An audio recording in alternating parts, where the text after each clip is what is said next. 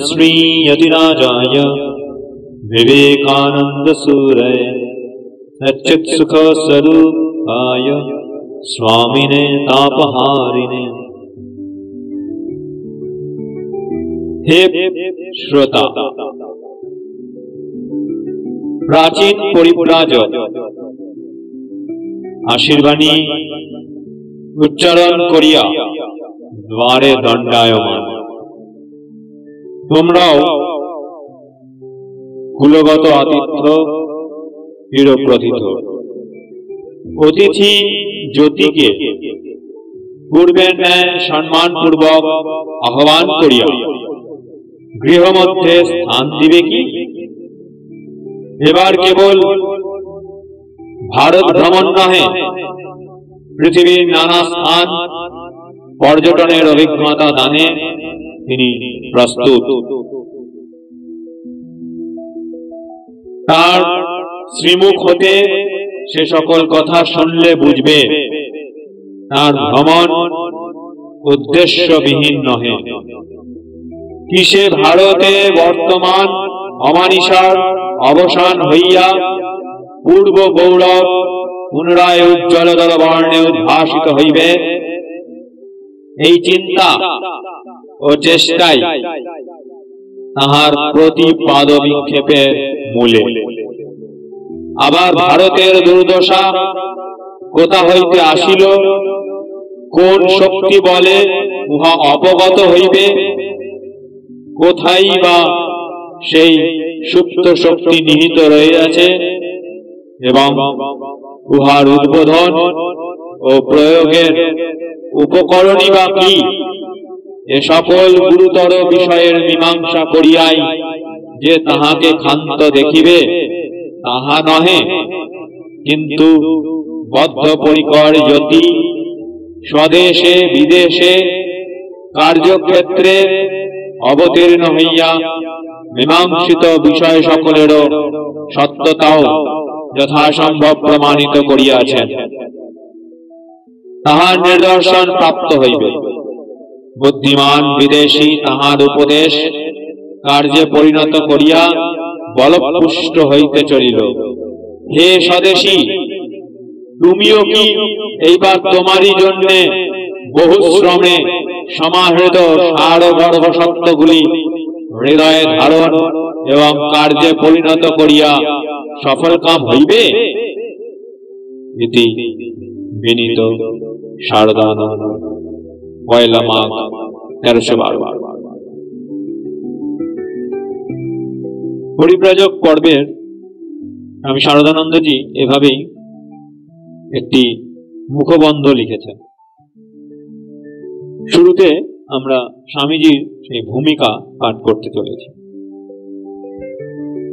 1899 খ্রিস্টাব্দ 20 জুন স্বামী বিবেকানন্দ কলকাতা হতে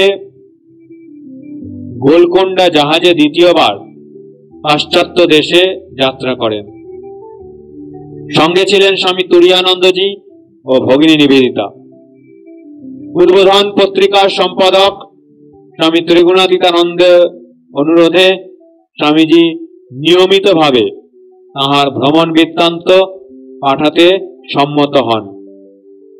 পত্রাকারে লিখিত সেই নানা অভিজ্ঞতা সমৃদ্ধ ভ্রমণ কাহিনী উদ্বোধনের প্রথম ও দ্বিতীয় বর্ষের বিভিন্ন সংখ্যায় বিলাত যাত্রীর পত্র রূপে প্রকাশিত হয়। কয়েক বৎসর পরে স্বামী শারদানন্দজির তত্ত্ব অবধানে পরিব্রাজক রূপে ইহা পুস্তক আকারে প্রকাশিত হয়।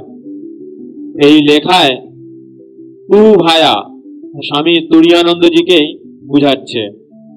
স্বামীজি বলিয়া এখানে পত্রে স্বামী বিবেকানন্দ সম্বোধন করিতেছেন স্বামী ত্রিগুণাতীতানন্দজিকে। শুরু করতে চলেছি স্বামীজি এই পত্র। স্বামীজি,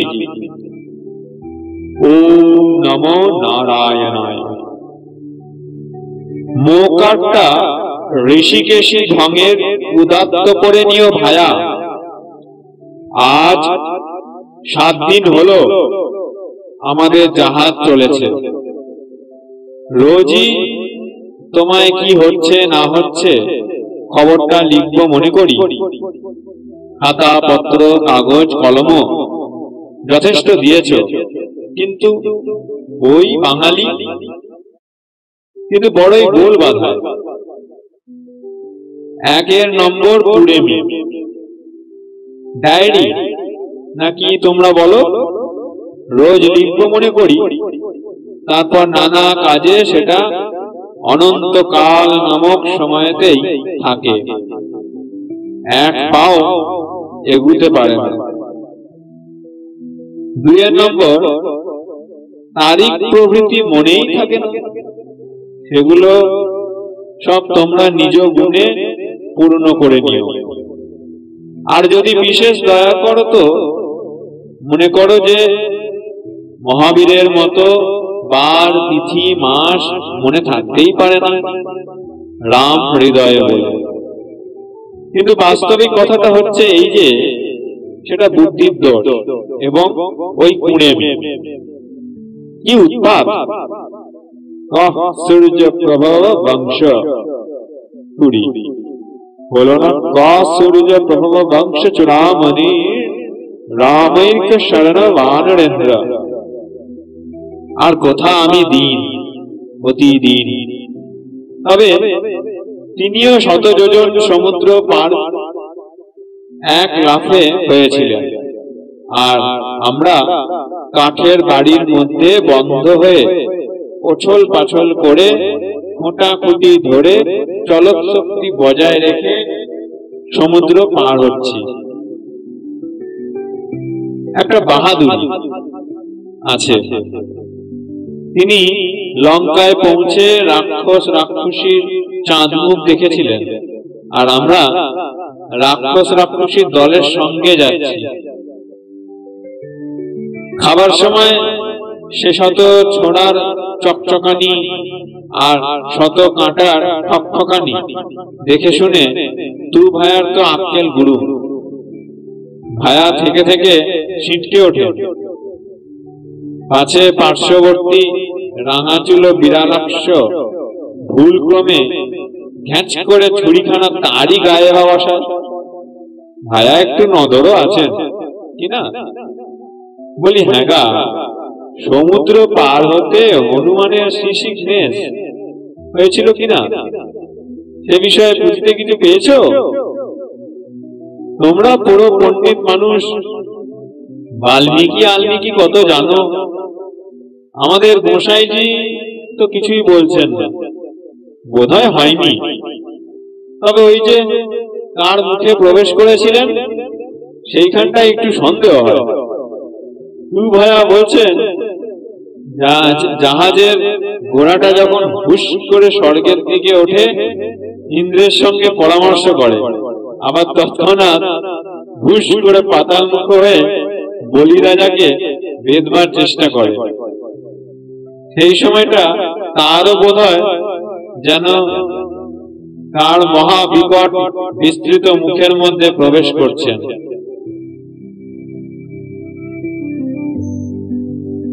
মাফ ফরমাইও ভাই, ভালা লোককে কাজের ভার দিয়েছ। রাম কহ, কোথায় তোমার 7 দিন সমুদ্র যাত্রার বর্ণনা দেব? তাতে কত রং চং মশলা বার্নিশ থাকবে, কত কাব্যরস ইত্যাদি, আর কিনা আবল তাবল বকছি। ফল কথা, মায়ার ছাড়টি ছাড়িয়ে ব্রহ্ম ফলটি খাবার চেষ্টা চিরকাল করা গেছে।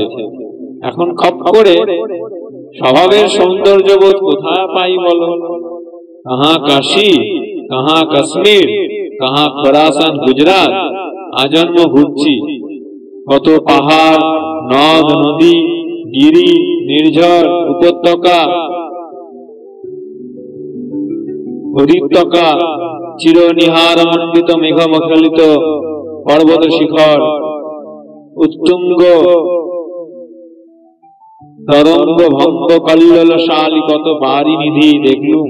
শুনলুম, ডিঙুলুম, পার হলুম, কিন্তু কেরাঞ্চি ও ট্রাম ঘরঘড়ায়িত ধূলি ধূসরিত কলিকাতার বড় রাস্তার ধারে কিংবা পানের পিক বিচিত্রিত গেলে টিকটিকি ইঁদুর ছুঁচো মুখরিত একতলা ঘরের মধ্যে দিনের বেলায় প্রদীপ জেলে আব কাঠের তক্তায় বসে ঠেলো হুঁকো টানতে টানতে কবি শ্যামাচরণ হিমাচল, সমুদ্র প্রান্তর, মরুভূমি প্রভৃতি যে হুবহু ছবিগুলি চিত্রিত করে বাঙালির মুখ উজ্জ্বল করেছেন, সেদিকে লক্ষ্য করাই আমাদের দুরাশা।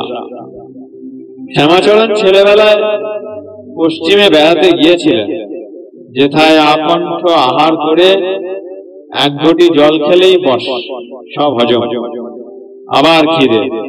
সেখানে শ্যামাচরণের প্রাতিভ দৃষ্টি এই সকল প্রাকৃতিক বিরাট ও সুন্দর ভাব উপলব্ধি করেছে।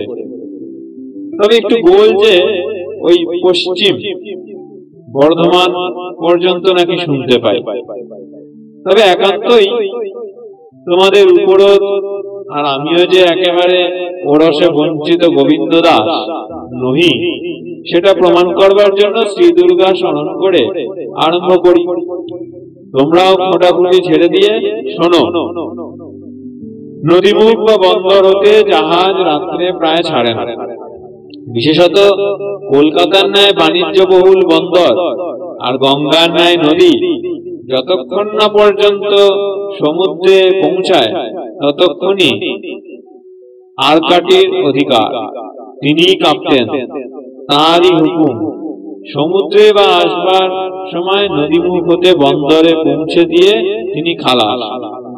আমাদের গঙ্গার মুখে দুটি প্রধান ভয়, একটি বজবজের কাছে জেমস ও মেরি নামক চোরাবালি, দ্বিতীয়টি ডায়মন্ড হারবার এর মুখে চড়া। পুরো জোয়ারে দিনের বেলায় পাইলট অতি সন্তর্পণে জাহাজ চালায়, নতুবা নয়। কাজেই গঙ্গা থেকে বেরোতেই আমাদের দুদিন লাগে। আজ পর্যন্ত। ওম শান্তি শান্তি শান্তি। হরি ওম তৎসৎ। শ্রীরামকৃষ্ণার্পণমস্তু।